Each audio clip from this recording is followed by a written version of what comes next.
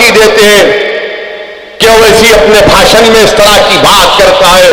याद रखो असदुद्दीन ओवैसी के भाषण में किसी मजहब के खिलाफ कोई ना बात हुई ना कभी होगी इंशाअल्लाह ताला। हाँ, मेरे मुंह में मेरी जबान है, तुम्हारे बाप की जबान नहीं है कि मैं गुलामी के अल्फाज अदा करूं।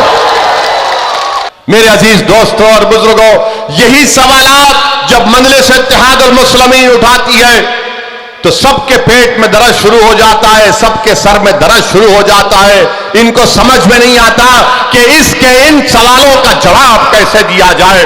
याद रखो, सच का ये सच्चाई मैं आपके सामने बयान कर रहा हूं और बीजेपी के पास इसका कोई जवाब नहीं है, सिवाय इसके कि जब हम उत्तर प्रदेश में अपने जलसे में इन तमाम सवालात को उठाना शुरू कर दिए तो वो आरएसएस से वाबस्ता एक तंजीम के लोग जो बुज़दिल है हमारे दिल्ली के घर पर जाकर हमारे नाम प्लेट को कुल्हाड़ी से तोड़ देते हैं, उसको पत्थर घर में फेंकते और कहते हैं कि ओवैसी ने ऐसी तकरीर की थी।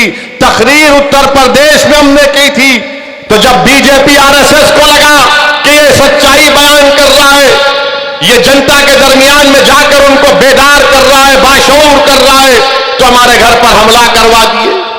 और हमारे घर के बाजू पड़ोसी इलेक्शन कमीशन है, जिस तरह आज 10 कदम पर दिल्ली का पुलिस का हेडक्वार्टर है और पुलिस हजरत पुलिस है, आराम से 20 मिनट के बाद आती है अपने दामादों को भिजाने के बाद हमारे घर पर। माने वीडियो निकालते हैं और जान से मारने की हमको धमकी देते हैं कि ओवैसी अपने भाषण में इस तरह की बात करता है। याद रखो, असदुद्दीन ओवैसी के भाषण में किसी मजहब के खिलाफ कोई ना बात हुई ना कभी होगी इंशाअल्लाह ताला। हाँ, मेरे मुंह में मेरी जबान है, तुम्हारे बाप की जबान नहीं है कि मैं गुलामी के अल्फाज अदा करूं। हमारे मुंह में हमारी जबान है। अल्लाह ने हमको दिमाग दिया है, सोचने का सलीका दिया है। अल्लाह ने हमको जिंदा रखा है। जो लोग जिस नेता की या जिस लोगों की आवाम की जबान नहीं चलती, वो जिंदा नहीं है, वो मुर्दा है।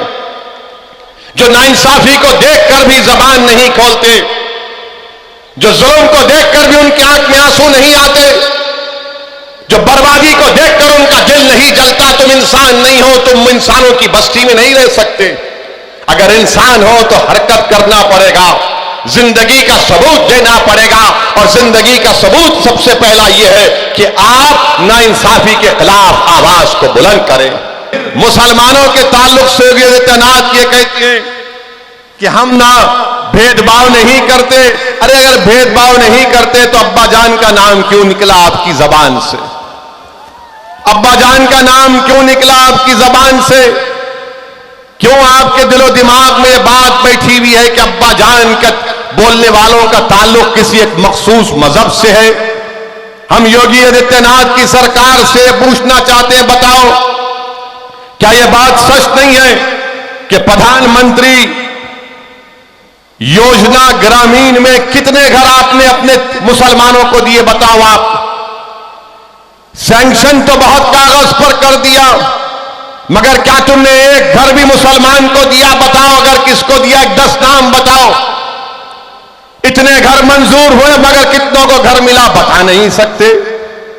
फिर कहते हैं कि ओवैसी आकर भेदभाव की बात करता है, ओवैसी आकर मजहब की बात करता है। अरे मैं तुमको पूछ रहा हूं कि 4.5 साल का रिकॉर्ड हम तुमसे सवाल कर रहे योगी आदित्यनाथ कि 4.5 साल में तुमने क्या किया बताओ, तो लंबी लंबी छोड़ना शुरू कर देंगे।